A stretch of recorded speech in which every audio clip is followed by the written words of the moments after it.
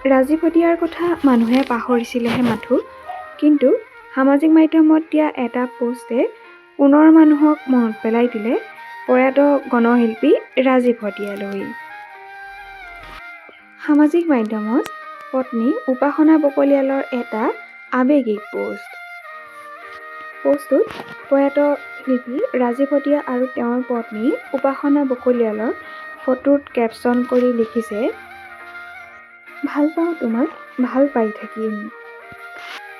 ওৰেতো জীৱন মই তোমাকেই সপিম। তুমি নাথাকিলেও মোৰ কাষত নিসংগতাক সাবটিম, তুমিয়েই বুলি। এই বিশেষ কলিকেইটা শিল্পী ৰাজীৱ শদিয়াৰ বিশেষ গীতৰ কলি। এই গীতটিৰ কলিকেইটা তুলি এনেদৰেই ফটোখনৰ ওপৰত পত্নী উপাসনা বকলিয়ালে লিখিলে, আজি আছিল নৱম বৰ্ষক বিবাহ বাৰ্ষিকী। স্বামীৰ এটা গানৰ কলিৰে বিবাহ বাৰ্ষিকক স্মৰণ কৰিলে পত্নীয়ে। সকলোকে কন্দুৱাই উৰুকাৰ আনন্দ উল্লাসৰ মাজতে অজান দেশলৈ গুচি গৈছিল গণশিল্পী ৰাজীৱ শদিয়া।